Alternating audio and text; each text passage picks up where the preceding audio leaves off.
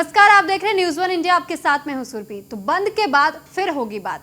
जी हां, बिल्कुल ठीक सुन रहे हैं आप, क्योंकि 9 दिसंबर का दिन निर्धारित किया गया। एक बार फिर से किसान और सरकार के बीच में जब बातचीत होगी तो कृषि कानून के खिलाफ किसानों का विरोध प्रदर्शन जारी है। और कल वार्ता से पहले गृह मंत्री अमित शाह ने मोर्चा संभाला है। किसान आंदोलन को खत्म करने के लिए शाह ने मोर्चा संभाला है। गृह मंत्री अमित शाह से मुलाकात करने के लिए कई किसान नेता आज शाम 7 बजे के करीबन अमित शाह से मिलने के लिए पहुंचेंगे। तो किसान नेता गृह मंत्री से भारतीय किसान यूनियन के प्रवक्ता राकेश टिकैत भी गृह मंत्री अमित शाह से मुलाकात करने के लिए आज शाम 7 बजे पहुंचने वाले हैं। और गृह मंत्री से भारतीय किसान यूनियन के प्रवक्ता राकेश टिकैत किसानों के जो मांगे हैं उनको लेकर के आज अमित शाह के साथ मुलाकात करने वाले हैं। चर्चा होनी है। 9 दिसंबर को अगली बैठक है और इस बैठक से पहले गृह मंत्री अमित शाह के साथ मुलाकात करने वाले हैं। इस पर अधिक जानकारी के लिए ब्रजेश श्रीवास्तव एसोसिएट एडिटर हमारे साथ जुड़ चुके हैं। उनसे हम जानेंगे कि ब्रजेश जी, जिस तरीके से अब कहा जा रहा है कि गृह मंत्री से मिलने के लिए बाकियों के जो प्रवक्ता है राकेश टिकैत वो पहुंचने वाले शाम को, तो क्या लगता है किन मुद्दों को लेकर के चर्चा हो सकती है और क्या इसका कोई निष्कर्ष निकलेगा? देखिए सुरभि, सबसे बड़ी बात यह है कि कल एक अहम बैठक होनी है सरकार और किसान संगठनों के बीच में, जो 6वें दौर की बातचीत होनी है। उससे पहले आज भारतीय किसान यूनियन के प्रवक्ता राकेश टिकैत के साथ साथ अन्य किसान नेता जाकर के मिलेंगे। सब मेन चीज ये है कि 13 किसान नेता आज अमित शाह से मुलाकात करेंगे, जिसमें 5 विभिन्न राज्यों के किसान नेता हैं और 8 उन किसान संगठनों से जुड़े हैं जिन्होंने आंदोलन शुरू किया था। तो इस तरीके से कुल 13 किसान नेता गृह मंत्री अमित शाह से आज शाम 7 बजे मुलाकात करने वाले हैं। और ये मुलाकात इस महीने में बेहद अहम है, क्योंकि कल बड़ी बैठक होनी है और उस पर कोई नतीजा निकल सकता है। जिस तरीके से किसान गतिरोध तोड़ने को तैयार नहीं है, इसको लेकर के आज अमित शाह के साथ जो बैठक होगी वो बेहद अहम होगी। अमित शाह इन 13 किसान नेताओं को कन्विंस करने की कोशिश करेंगे, उन्हें ये बताने की कोशिश करेंगे कि देखिए ये संभव नहीं है कि आप किसान बिल वापस लेने की जिद पर अड़े रहें। मजबूरी में हमें लॉ एंड ऑर्डर का इशू क्रिएट होता है, तो मजबूरी में हमें कड़े कदम उठाने होंगे। इससे पहले किसान जो है सहमत हो जाए, किसानों की जो आशंकाएं हैं उसको हम लोग उसके निराकरण के लिए तैयार हैं, उस पर बातचीत के लिए लगातार तैयार हैं, और जहां पर आपत्तियां हैं उसका हम निराकरण भी करेंगे। जी ब्रजेश जी, आपने सहमति की बात की, तो यहाँ पर आपसे ये भी जानना चाहेंगे, क्योंकि किसानों के बीच में 2 गुट देखे जा रहे हैं। हरियाणा के किसान भी अभी बीते कल ही वो नरेंद्र सिंह तोमर से मुलाकात करने के लिए पहुंचे और उन्होंने ये गुजारिश की कि बिल को रद्द नहीं किया जाना चाहिए, अगर संशोधन होता तो हम उसके लिए तैयार हैं। तो यहाँ हरियाणा के जो किसान है वो इस बिल के समर्थन में नजर आ रहे हैं, वही जो तमाम राज्यों के किसान है वो इस बिल के विरोध में नजर आ रहे हैं। तो आखिर सरकार सुने किसकी? यही सबसे बड़ी बात है और यही वजह है कि अभी आज जिस तरह से 13 किसान नेता जाकर के गृह मंत्री अमित शाह से मिलेंगे, तो उसके बाद और ज्यादा कहीं ना कहीं किसानों के संगठनों के बीच में ही मतभेद बढ़ेंगे और सामने आएंगे। सबसे बड़ी बात यह है कि जब 32 किसान संगठनों को वार्ता के लिए बुलाया गया था, तब भी किसान संगठनों ने विरोध किया था, कहा था 500 किसान यूनियन इस वक्त प्रदर्शन कर रही हैं और केवल 32 लोगों को क्यों बुलाया गया। तब भी सरकार ने केवल 40 लोगों को बुलाया था। लेकिन अब 13 किसान नेताओं को गृह मंत्री अमित शाह ने मिलने के लिए बुलाया है। ये अपने आप में बेहद दिलचस्प होगा कि इसके बाद किस तरह की किसान संगठनों के बीच में प्रतिक्रिया सामने आती है। फिलहाल ये 13 वो किसान संगठन है जिनके साथ माना जाता है कि बहुतायत किसानों का समर्थन है। और सबसे बड़ी बात यह कि शुरुआती दौर से किसानों, ये वो किसान संगठन है जिन्होंने ये प्रदर्शन शुरू किया था, तो उनको बुला करके उनको समझाने बुझाने की, उनसे बात करने की कोशिश गृह मंत्री अमित शाह द्वारा की जाएगी। अब देखना ये होगा इन किसान संगठनों का क्या प्रतिक्रिया और किस तरह का रिएक्शन सामने आता है। जी, वैसे ब्रजेश जी, 4 साल पहले भी वो वक्त देखा गया था जब 4 साल पहले भी इसी तरीके से किसानों की तरफ से धरना प्रदर्शन किया गया था, आंदोलन किया गया था, और उस वक्त बीजेपी को मजबूरन अपने बिल वापस लेने पड़े थे, कानून वापस लेना पड़ा था। क्या इस बार ये उम्मीद जताई जा सकती है, जिस तरीके से प्रदर्शन लगातार जारी है किसानों का अपनी मांगों को लेकर के अड़े हुए, तो क्या एक बार फिर से ऐसे ही इस कानून को वापस लिया जाएगा या सिर्फ संशोधन पर बात बनती हुई नजर आ सकती है? देखिए, सबसे बड़ी बात यह है कि सियासत में संभावनाएं कभी खत्म नहीं होती, लेकिन सबसे बड़ी बात यह है कि सरकार की तरफ से अगर संकेतों की बात करें तो इस तरह के संकेत तो अभी मिलते हुए दिखाई नहीं दे रहे हैं कि सरकार बिल को वापस करेगी या नहीं करेगी। लेकिन इतना तो तय है कि ये जो 13 किसान संगठन है, इनके साथ जो बैठक होगी, ये बैठक बेहद अहम होगी और ये बैठक तय करेगी कि आखिर कल की जो किसान नरेंद्र सिंह तोमर के साथ होने ठीक वाली है जो ब्रजेश जी, हम यहाँ पर आपके पास लौटेंगे, आप बने रहिएगा। कृषि कानून के खिलाफ किसानों का भारत बंद, यूपी में भारत बंद बेअसर रहा है तो गाजियाबाद में किसानों ने भीम आर्मी का विरोध किया है। और अगर बात करें गाजियाबाद की, तो गाजियाबाद के मोदी नगर में किसानों ने लंबा जाम लगा दिया।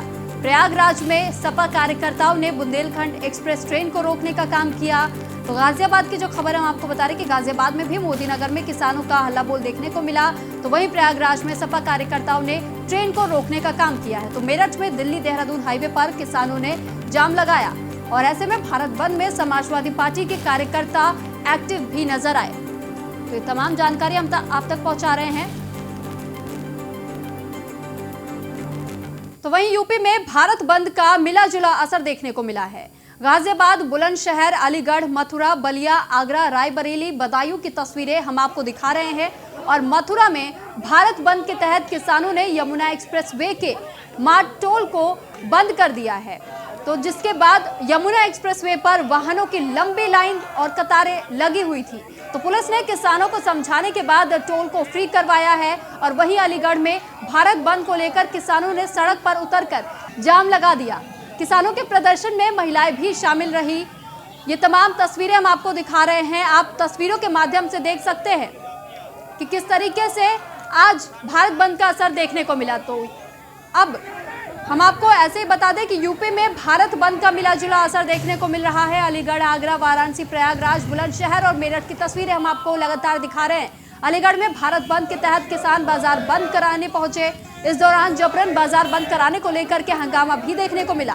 तो वहीं सूचना पर जब पुलिस पहुंची तो आधा दर्जन किसानों को गिरफ्तार भी किया गया पुलिस की तरफ से। किसानों को मारते पीटते हुए गाड़ी में डाल करके पुलिस थाने ले गई। वहीं आगरा में भारत बंद को लेकर जगह जगह पुलिस बल की भारी तैनाती देखी गई है। विपक्ष के नेता और किसान नेताओं को नजरबंद किया गया है। वहीं वाराणसी में समाजवादी पार्टी कार्यकर्ताओं ने जमकर हंगामा काटा है। वहीं प्रयागराज में जीजीआईसी ग्राउंड पर विरोध प्रदर्शन करने के लिए पहुंचे हुए थे आप कार्यकर्ताओं की पुलिस के साथ धक्का मुक्की हुई और कई आप कार्यकर्ताओं को हिरासत में लिया गया। तो ये तस्वीरें हम आपको दिखा रहे हैं। और यूपी में भारत बंद में माहौल बिगाड़ने की कोशिश भी की गई सपाइयों की तरफ से।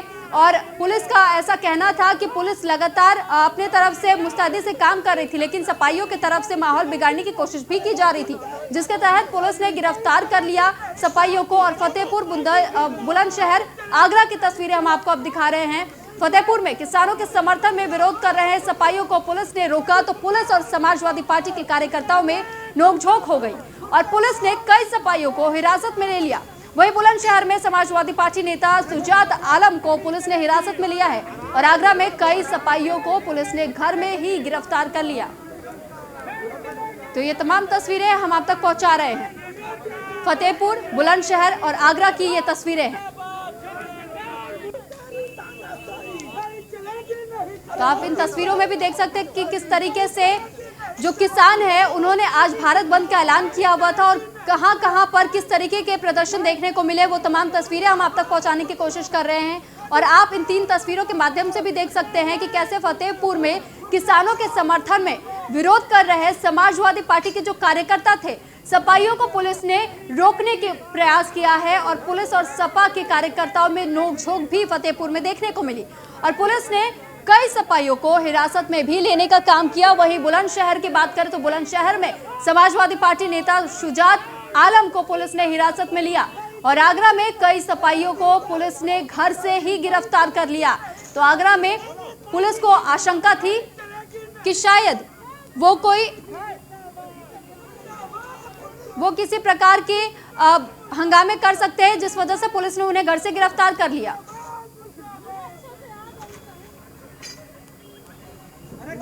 तो फतेहपुर, बुलंदशहर, आगरा की ये 3 तस्वीरें हम आपको दिखा रहे हैं और आप इन तस्वीरों से भी अंदाजा लगा सकते हैं कि आज पूरे दिन का क्या माहौल था। भारत बंद जिस तरीके से किसानों की तरफ से बुलाया गया था, तो इस भारत बंद के दौरान कैसी तस्वीरें हमारे सामने आई हैं, तो तमाम तस्वीरें हम आप तक पहुंचाने की कोशिश कर रहे हैं।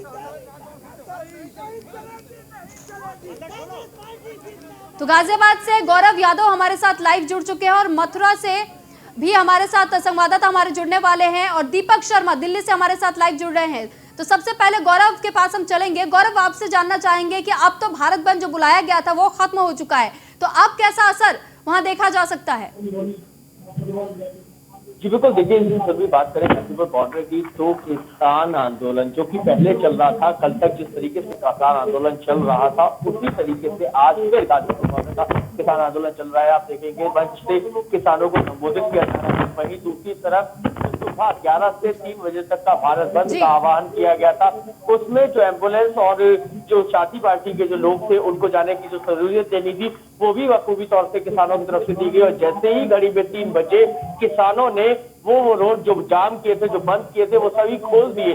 तो कहीं ना कहीं शांतिपूर्ण तरीके से जो अपना धरना प्रदर्शन कर रहे हैं किसान, उन्होंने साफ तौर पर कहा था कि हम भारत बंद करेंगे लेकिन समय बंद करेंगे 11 बजे से 3 बजे तक। तो 11 बजे भारत बंद का ऐलान किया और 11 बजे बंद किया और 3 बजे ठीक है गौरव, हम आपके पास लौटेंगे। यहाँ पर दीपक शर्मा हमारे साथ सीएम अरविंद केजरीवाल के आवास के पास से हमारे साथ जुड़ रहे हैं, तो उनके पास चलेंगे। दीपक, आपसे जानेंगे कि जिस तरीके से आज आम आदमी पार्टी की तरफ से ये आरोप भी लगाया गया दिल्ली पुलिस पर कि अरविंद केजरीवाल को उन्होंने जानबूझकर के आज नजरबंद किया हुआ था, तो इस बात को में कितनी सच्चाई नजर आई? क्योंकि मनीष सिसोदिया ने दिल्ली पुलिस के बयान जो दिए गए थे उसे खारिज कर दिया और दिल्ली पुलिस ने कहा कि आम आदमी पार्टी झूठ बोल रही है। बिल्कुल, अभी मनोज सिसोदिया से कुछ देर पहले जो मेरी बात हुई थी, मनीष सिसोदिया का यही कहना है कि तमाम एमएलए जो हमारे केजरीवाल जी से मिलने के लिए सुबह से पहुंचे हुए हैं लेकिन उनको मिलने नहीं दिया जा रहा। और अब मैं भी यहाँ पे केजरीवाल जी से मिलने पहुंचा हूँ, मुझे भी यहाँ नहीं मिलने दिया गया। एसीपी साहब उनको घुमा के करीब 1 से 1.5 किलोमीटर दूसरे रास्ते से घुमा के उनको लेकर आए हैं। हालांकि अभी भी वो सीएम आवास के घर के बाहर ही खड़े हुए हैं मनीष सिसोदिया, उनको अभी अंदर नहीं जाने दिया गया है। कितना समय लगेगा, किसलिए अंदर नहीं मिलने दिया जा रहा, किसलिए अंदर नहीं जाने दिया जा रहा, इस बात का जो है सीएम मनीष सिसोदिया जो है बार बार के उनको नजरबंद किया गया है। एक सीएम को कैसे दिल्ली पुलिस नजरबंद कर सकती है? तो यानी दीपक, हम आपसे यही जानना चाह रहे हैं, अभी आपने कहा कि मनीष सिसोदिया भी आपको वहां पर खड़े नजर आए, तो यानी कहीं ना कहीं जो मनीष सिसोदिया के द्वारा जो ट्वीट किया गया था और जानकारी पहुंचाने की कोशिश की गई लोगों तक कि उन्हें अंदर जाने नहीं दिया जा रहा, अरविंद केजरीवाल से मिलने नहीं जाने दिया जा रहा, तो यानी दिल्ली की पुलिस जो है वो झूठ बोल रही है यहाँ पर। बिल्कुल, पुलिस का, हालांकि पुलिस की तरफ से जो बयान आया था उसमें कहा गया था कि एक सीएम को हम कैसे नजरबंद कर सकते हैं, वो कहीं भी आ जा सकते हैं, हमने उनको कोई नजरबंद नहीं किया हुआ, वो खुद ही अपने घर से नहीं निकल रहे। लेकिन उसके बाद जिस तरह से तमाम एमएलए सुबह से सीएम साहब से मिलने आ रहे हैं, उनको नहीं मिलने दिया गया। खुद मनीष सिसोदिया जो कि डिप्टी सीएम है दिल्ली के, वो मिलने आए, उनको नहीं मिलने दिया गया, उनको बल्कि करीब 1 से 1.5 किलोमीटर दूसरे रास्ते से घुमा के यहाँ पे लाया गया। तो कहीं ना कहीं ये सोचना जरूर होगा कि इसका मतलब दिल्ली पुलिस ने सीएम को नजरबंद किया हुआ है। ठीक है दीपक, बहुत बहुत शुक्रिया तमाम जानकारी के लिए। गौरव, आपके पास आएंगे और आपसे हम जानना चाहते हैं, जिस तरीके से ये गाजियाबाद की तस्वीरें भी हमने आज अपने दर्शकों तक पहुंचाई और दिखाई कि किस तरीके से किसान प्रदर्शन अपना लगातार जारी रखे हुए, क्या उम्मीद लग रही है? 7 बजे आज गृह मंत्री अमित शाह से मुलाकात होनी है राकेश टिकैत की, तो दूसरी तरफ 9 दिसंबर की छठे दौर की वार्ता बताई जा रही है। क्या जो शाम 7 बजे की बैठक है उससे कोई निष्कर्ष निकलेगा और क्या 9 दिसंबर पर इसका भी कोई असर देखा जा पाएगा? जी बिल्कुल, देखिए यदि बात करें अमित शाह की तो अमित शाह को हमेशा भारतीय जनता पार्टी को संकटों से निकालने वाला बताया जाता है और ऐसे में आज शाम को 7 बजे अमित शाह से जो मीटिंग होनी है किसान नेताओं के, किसान का डेलीगेशन जो जाना है, वो मीटिंग बड़ी निर्णायक होगी क्योंकि किसान जिस तरीके से अपनी बातों को लेकर, यानी कि किसान बिल को रद्द की मांग को लेकर डटे हुए हैं। अब देखना ये होगा कि अमित शाह मध्यस्थता कर पाते हैं या किसान अपनी बात, जो कि बहुत लंबे समय से, आज 12वां दिन हो चुका है और किसान धरने पर है। किसानों की केवल एक ही मांग है, जो कानून है 3 कानून, वो हमें नहीं चाहिए, उन्हें रद्द कर दिया जाए। क्या किसानों को एमएसपी और जो कॉन्ट्रैक्ट फार्मिंग है उसमें छोड़ जाने की आजादी की मांग पर मना पाते हैं या 3 कानून को रद्द करने का फैसला लेते हैं? ये देखना होगा, बहुत इंपॉर्टेंट होगा कि 7 बजे जो मीटिंग होनी है उस मीटिंग के बाद कल की बैठक की जरूरत बचती है या फिर मुख्यमंत्री जो किसान का डेलीगेशन गया है वो कल मीटिंग में जाएगा, क्योंकि दोनों ही बातें हैं। अमित शाह से बड़ा शायद इस समय जो बीजेपी में कोई है। बहुत बहुत शुक्रिया आपका तमाम जानकारी हम तक पहुंचाने के लिए। तो यहाँ रुकेंगे एक छोटे से ब्रेक के लिए, जल्द हाजिर होंगे।